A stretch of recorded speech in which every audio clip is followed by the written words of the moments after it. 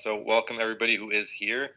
I'm Kevin. I'm the lead on community. I'm with the founder Sam, and we also are joined by Nick today. I mean, do you want me to call you Crypto with Nick, or it's the username we usually go with for you? We Crypto with can just Nick. use crypto with Nick. That's fine. Thank you. Crypto with Nick. Yeah, we're joined.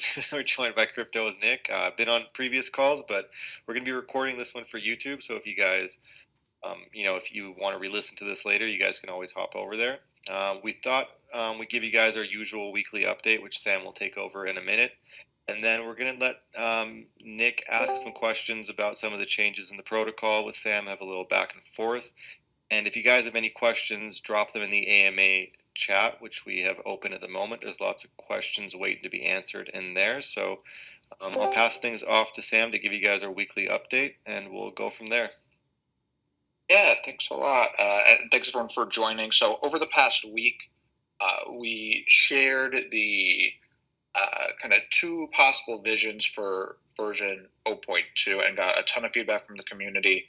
I think we're going to dive more into that with Nick soon. And then also have a number of updates on the different collateral assets that we're going to have live for the Ethereum mainnet launch as well. So right now we're looking at having ETH, uh, Curve ST ETH, which is the Curve LP token you receive after depositing into the ETH ST ETH pool there. Potentially a Bitcoin Curve LP variant that we're considering but not confirmed yet. And then finally, a four pool LP token as well. We've been talking with both Frax and Terra, and that they're both super excited about the prospect of using our protocol to increase their liquidity. So I think it's going to be really cool to be able to participate in that new partnership. So yeah, that's where we're at now. I think we're a lot of the stuff we're going to go deeper into. So Nick, maybe if you want to start out with your questions, that would be great. Yeah, for sure. And thanks, Kevin and Sam. So, hey, everyone. Hope everyone's doing good today. I guess just to kind of like maybe back things up, I really kind of wanted to start at the top. We chatted a few weeks ago, and one of the questions we actually talked about was like this hypothetical scenario where like what happens if all the borrow funds would be lent out? And I guess unfortunately, like in the last few weeks, that scenario has actually already played out. So just to kind of like maybe recap on like how we kind of how your team even got here, like all the liquidity got lent out, and then all of a sudden you all were stuck with like this dilemma, and you had to like increase the liquidity back right for the users so that users could function the platform, withdraw funds. So like what are some of the actions that your team is like actively doing to like I guess discouraging from like this recurring in the current phase, like and like in the immediate. Yeah, so we already added in the interest rate curves that kick in when utilization is above 90%. We're going to tweak the curves a bit now that we kind of have time to step back, do some research, look at curves on other protocols and like what Gauntlet Research and similar firms suggest. So that's really the primary mechanism there. It's just by increasing that rate, you both reduce borrowing and increase lending, which is exactly what you want in that scenario. Yeah, very cool. And then did you ever run into a problem where you found that like, you increased it but you weren't getting the funds returned and you had to like continuously like bump that up, or you found that, the users were, at the first sign of like an increase were willing to return them? It took a little bit of time. It took a couple days. Right now, we're pretty low utilization on all of the reserves except for USDT. Reason why that is we had one borrower that had a very large USDC position that just unwound that. And so I expect that to rise quite a bit in the coming days now that there's more space for users to borrow. But now that we have the rates in place, and you'll see it as soon as you, uh, on the homepage or as soon as you make a borrow, I think it serves as a much better mechanism to disincentivize borrowing where that makes sense, where the utilization is too high. Of course, yeah. And I noticed that your team was, as soon as like this was getting flagged in like the community, I noticed that your team was pretty quick to react. I was just curious if this was still like a manual effort by your team, or this is something that you're currently like now automating, or like how that process gets implemented. Yeah, so maybe I should say what I mean by interest rate curves. Mhm. this is an idea that comes from a lot of other protocols like Aave and Compound, where essentially the rate will automatically increase as utilization grows above 90%. So, for example, roughly the way we have it set it up now is that at 95% utilization, borrowers will see a 5% interest rate. At 97, they'll see a 7%, and so on. We're probably going to increase that maybe by 2 to 3x pretty soon, just based on the research we've done. Yeah, when I say interest rate curves, that's what I mean. So that's all automatic, smart contract based. Yeah, awesome. No, that's great to hear. Then that the nothing happens in the middle of the night while nobody's sleeping, right? Everything will work dynamically. So that's very cool. And I guess that leads me to one of like my main questions here. Like before we dive into these proposals of like maybe where Sturdy B2 might end up going. I feel like that Sturdy launched on like this fundamental pillar of like 0% loans, and so I was really curious to hear from you all. Like, does this 0% loans still remain like a very like core pillar or like fundamental pillar to the Sturdy application, or here in DeFi things we got to adapt quite quickly sometimes. So would love to hear like is this still a core pillar? What do you all consider like core values still of the Sturdy platform as you like have made these different considerations of these proposals? Yeah, I think what we want going forward is for 0% to kind of be the base case that you expect, right? Like when everything is at steady state, kind of the normal operation, you're going to get interest free loans. But, that there's an awareness from the user that, hey, if for whatever reason there, something crazy happens and, there's one giant borrower, you could see higher rates, right? And so having that understanding of here's the normal mode of operation and here's the edge case that I'm aware of, that's really the vision of proposal one, and I think at this point is the vision that we're the most excited about.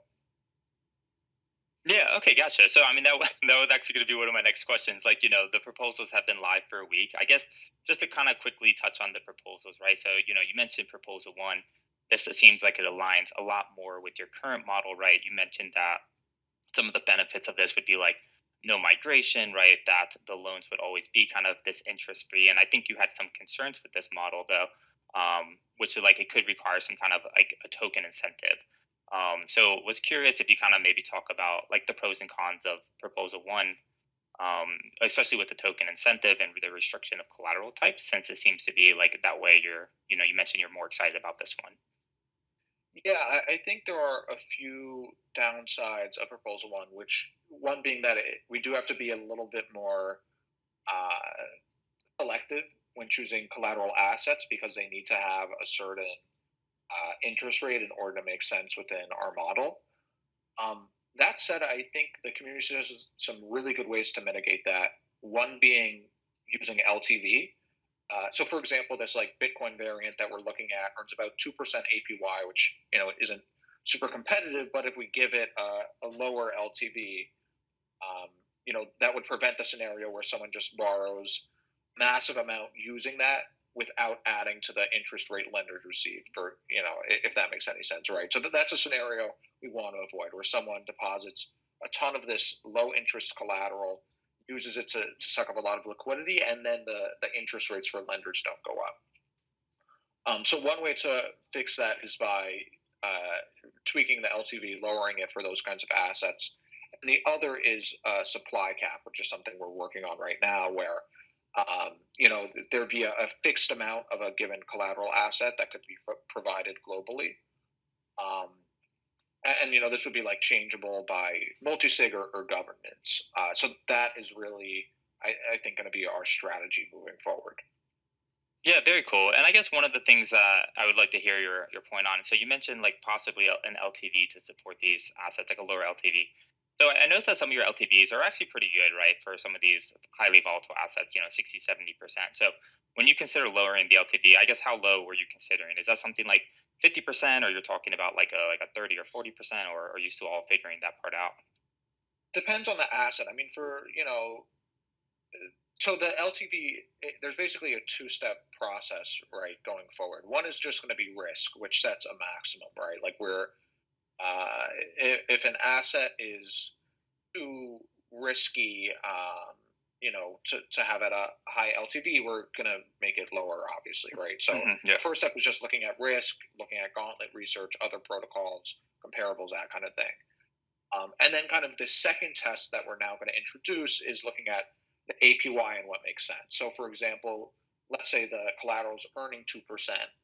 That's a case where we probably have it lower, like 40 to 50% LTV, just because that way, at minimum, the borrower is kind of contributing 4% to the APY, if that makes sense, right? Because they're uh, for every dollar that they borrow, they need to have two of collateral.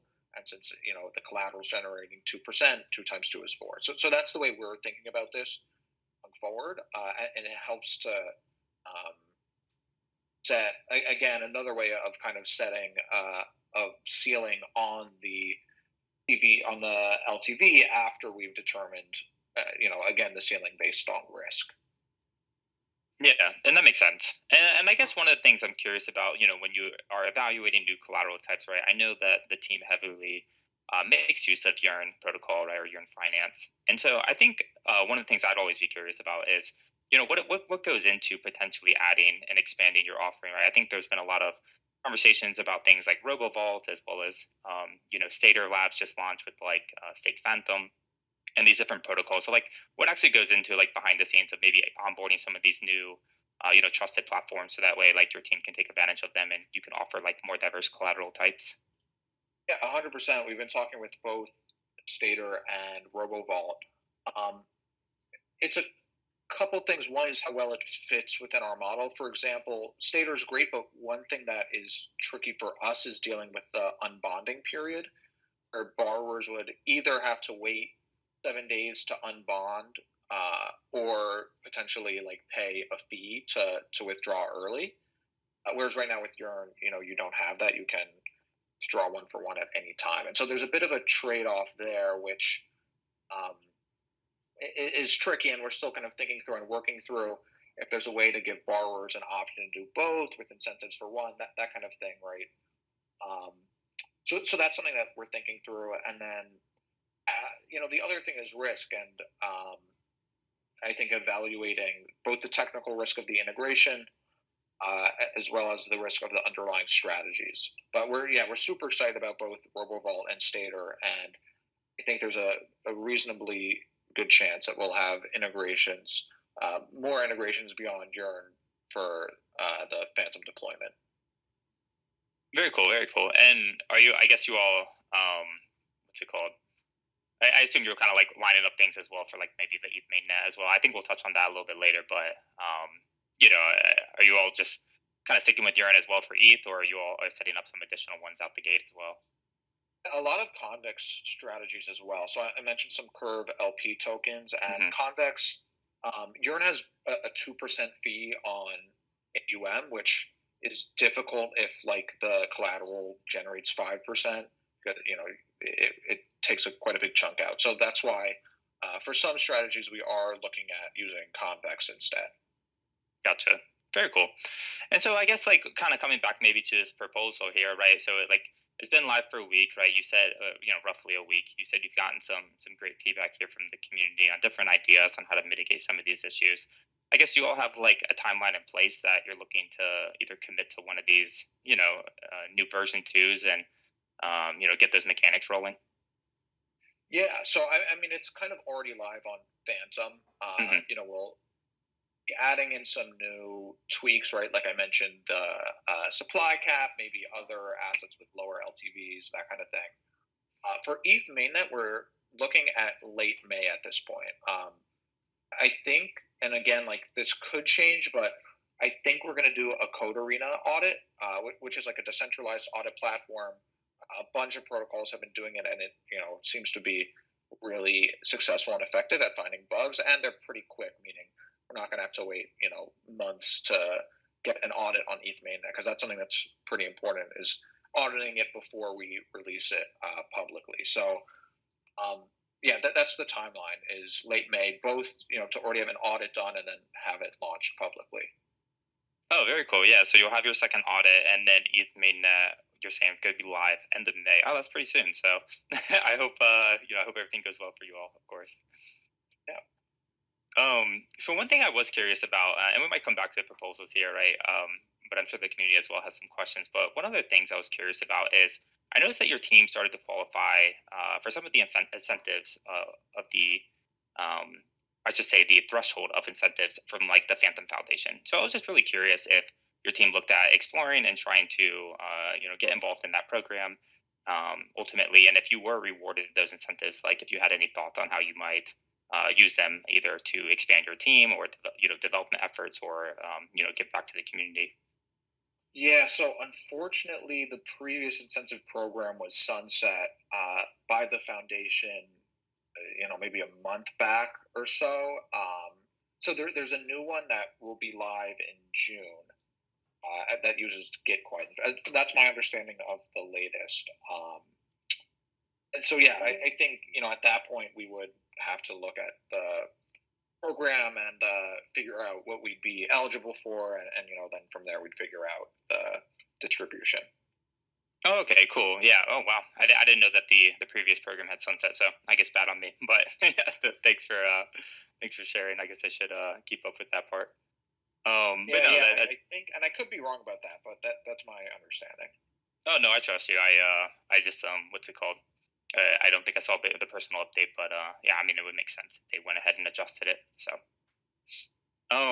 cool. So I think one other thing that I kind of just popped into the chat the other week, I saw was kind of like, raised an interest of mine was I know that you all have a multi-sig and I appreciate that you've documented this and made this public in your documentation, but somebody had raised the question that the contracts actually weren't verified. And so I was curious if you had plans to verify them like in the near future. That was done yesterday. It was obscenely difficult because um, basically the source code it's from Open Zeppelin's Defender. Their source code's available, but there's an issue with the default bytecode from Phantom Scan, and so one of our developers, Jason, had to go through it like byte by byte and manually correct it, which is why it should be a simple thing. It wasn't at all, but that's been done now. I'll it would be great if you could remind me. I'll throw it in the chat afterwards. But yeah, that's been done after a lot of struggle.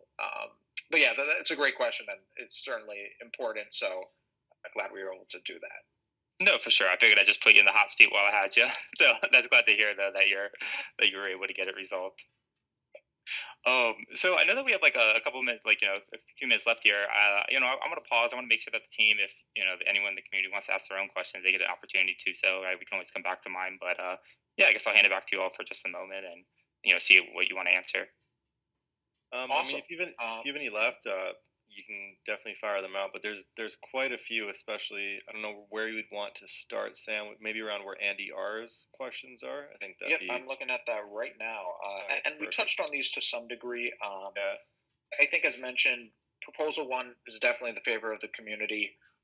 We talked to some of our partners as well that we're looking at for ETH mainnet, and they also so far supported proposal one. There's a few more folks I want to speak with before I make before we make a final decision, but that's definitely the direction that we're heavily leaning so far.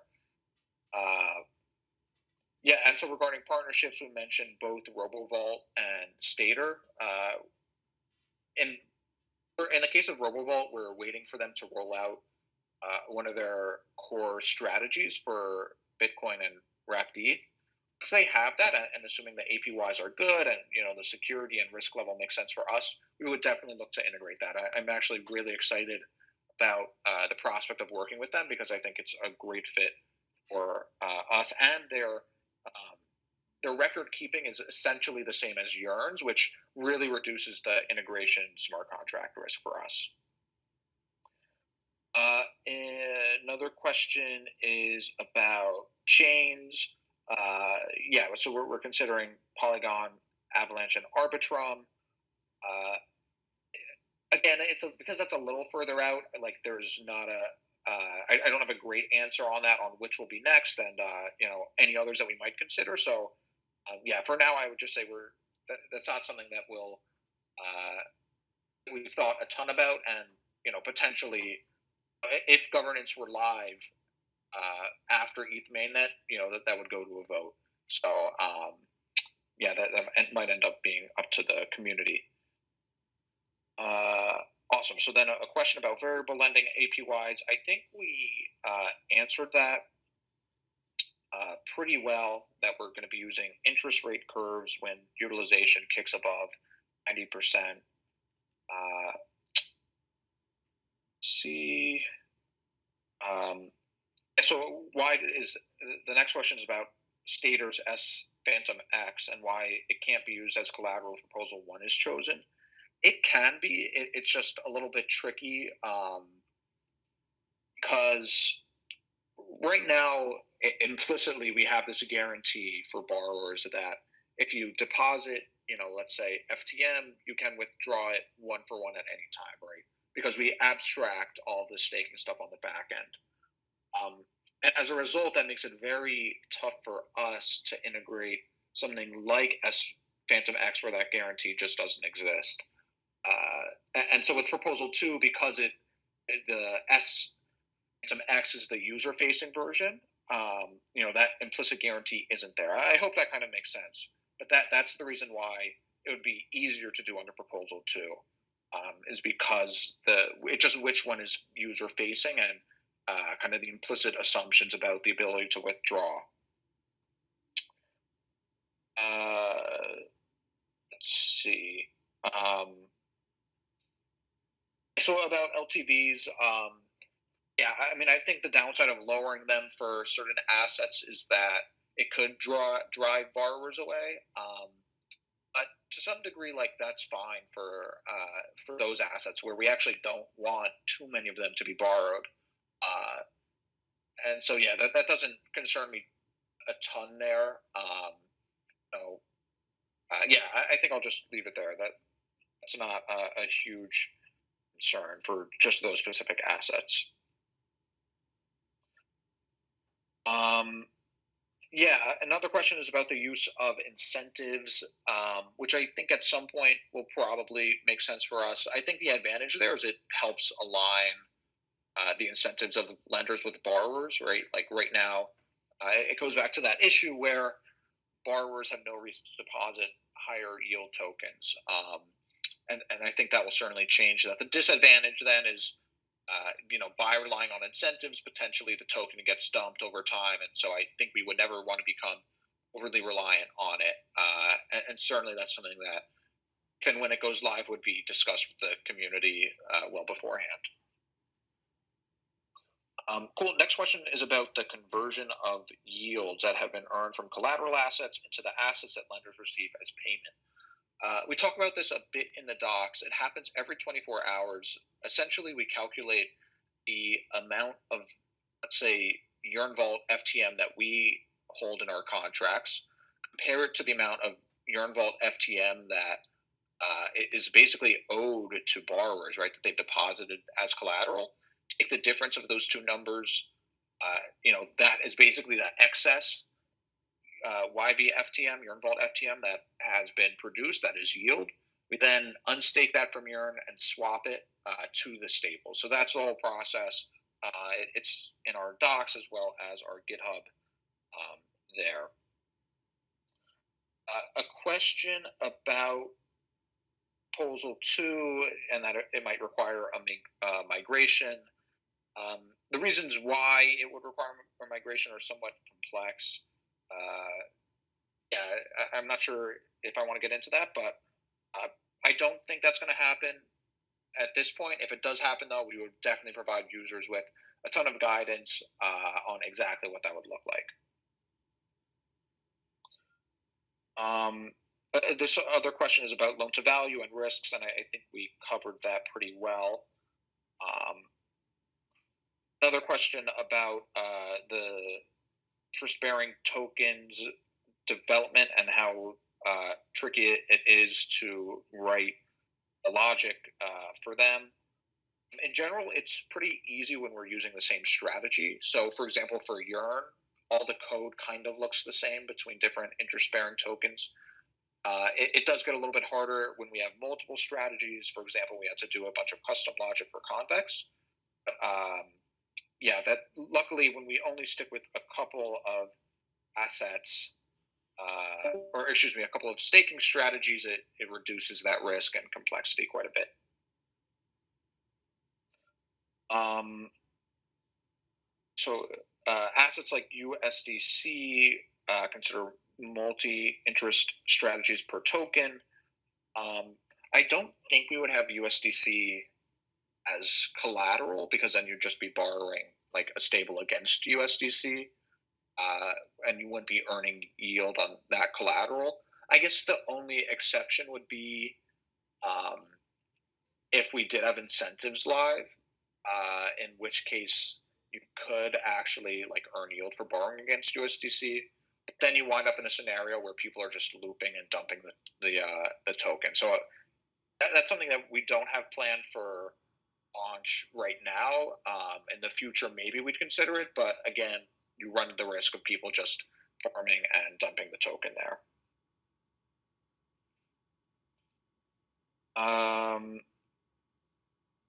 Yeah, so another question is about utilization and a healthy native token launch. Um, yeah, I think. Let's see. I guess I don't totally see. Oh, I see. I mean, I think there's a way to solve the utilization challenge without introducing a token. Is the short answer there? And I think we've already done that to a pretty large degree. So to me, they're somewhat independent, actually. Like I'm confident that we'll be able to maintain a healthy utilization without a native token launch. A question about marketing. Basically, if 0% interest is no longer guaranteed, how will that affect the project's identity? And this is a really good question. It's something we're thinking about right now. And how do we position that as like 0% interest usually, right? Uh, and like what does the language there look like? And how do we assert our value prop without being misleading to borrowers? So to be completely transparent, it's still a work in progress. And it's certainly something that we are thinking about. Well, I think we've talked about other staking options. Oh, a question about utilization rate. Yep, this was the only reason this happened is because one borrower repaid their position. I expect that to go up in the future as now that there's a lot more space for folks to borrow and rates are back at zero. And then security, I think we mentioned that the second audit. Cool. And I think that's all the user questions. Nick, I'm not sure if you had any others as well. I was gonna ask, do you have anything that you felt you wanted to touch on still?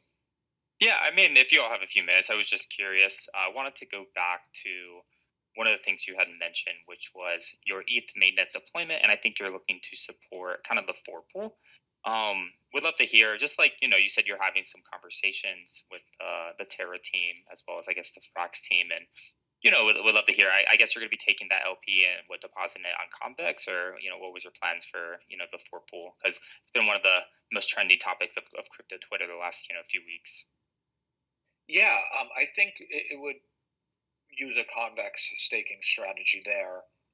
And I think what's really cool about this, and there's plenty of other protocols that we're talking to about it as well, is it basically lets them increase the liquidity of their pool at no cost, right?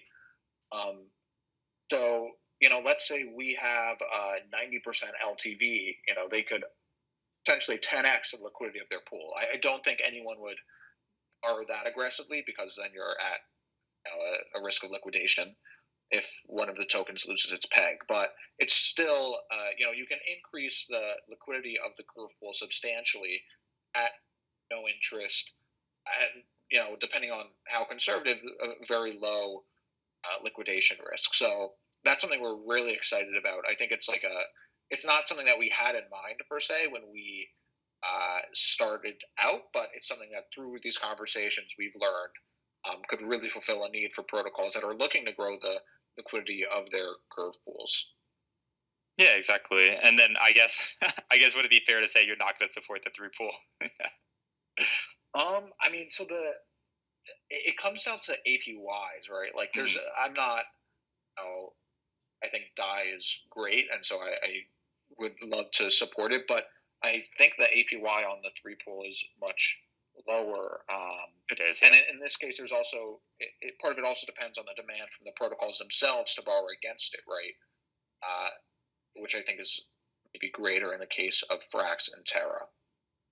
Yeah. It seems. I don't know why. It seems like crypto Twitter has made Dai its villain. First with Danielle Seste and Abracadabra Money, and now Do Kwon and Terra. But it's been quite a journey. Over the last few months with this. Yeah, it'll be interesting to see how that plays out when it launches. It's already live on Phantom, actually, but the APY, like, there's not really anywhere to stake it because I guess there's no Phantom native convex equivalent. Yeah, gotcha. And just curious, you mentioned you wanted to, confer with a couple more people maybe before you really committed to one of these proposals. I know that you have some investors and backers. Are they providing you some advisement, and are they some people that you lean on, or are you more so leaning on other, Phantom projects or Phantom devs in the community and things like that? I would say more so projects and devs, even ones that we wouldn't necessarily partner with, but who have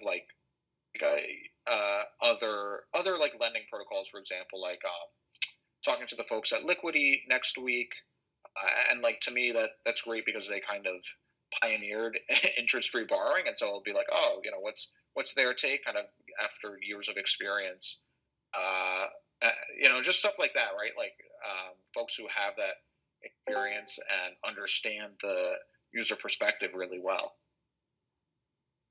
Yeah, and I think that's important. That's why I wanted to ask, because I love to hear that you're working with some people with feet on the ground, and not to discredit. Like, I mean, I know that different venture cap groups are quite skilled in advising and things like that. And usually, if they don't have the skill set themselves, right, they get you the skill set. But I also love to hear that you're working with different community projects who have maybe gone through similar journeys. Totally, yeah, and our investors have been helpful at connecting us with those projects that have that experience. So that's certainly come in handy. Yeah, and that makes perfect sense. That's great. That's great. And then I guess we're just curious. Since it seems you're still open to you're leaning towards proposal one, but maybe proposal two. Is there anything like about proposal two that is I guess would be the major red flag? Like, does it kind of, is it around like not being able to offer the 0%? Is that the biggest thing that you want to stray away from proposal two? Yeah, I think it's less differentiated and more forkable, right? Like basically, the issue there is there's already a lot of Aave forks, compound forks floating around. Hmm. And so, if any of them just started adding interest bearing assets as collateral, that would kind of like race. That's really what I'm describing in proposal two is, Hmm. uh, an Aave or compound that focuses on interest bearing collateral assets, which is interesting. But like I said, it is more forkable and there's a much smaller moat. Whereas what we have now, which is pretty differentiated from a technical and mechanics perspective. Yeah, and I agree. I agree. I mean, I love the idea that some of these protocols started supporting these interest-bearing assets, right? It really unlocked a new kind of doorway for a lot of new ways to leverage your capital. But I mean, you're right in a sense; it's not necessarily unique in any way. And I think what you mentioned was important, right? The differentiator and what makes you all unique. So very cool. 100%. Oh, yeah. So I mean, that pretty much wraps up like some of the questions I had here, Kevin and Sam. So I Perfect. don't know. I'm gonna hand it back to you all. No, Figure out. that was great. Great questions from the community and great questions from you as always. I think we're good to wrap it up with that. That went a pretty decent amount of time. I definitely enjoyed listening to it. And if you guys do want to listen to it again, we will be uploading this call to YouTube. And if you guys ever have questions, I mean, drop them in the AMA chat and we'll be answering them and trying to keep consistent with the upload so you guys can always pop in there and get your questions answered. With that, Sam, thank you for taking the time to answer these questions. And Nick, thanks for taking the time to join us. I'm going to drop your socials in the AMA chat. It's Crypto with Nick. If you're watching this on YouTube, we'll put it down in the description below. And yeah, thanks for joining us, guys. Yeah, thanks everyone. And I'll make an announcement about the question and the winner there later today. Awesome. Okay, Yeah, thanks a lot, so guys. much. Appreciate it. Have a great weekend all. Take care. Guys. Thank you, guys.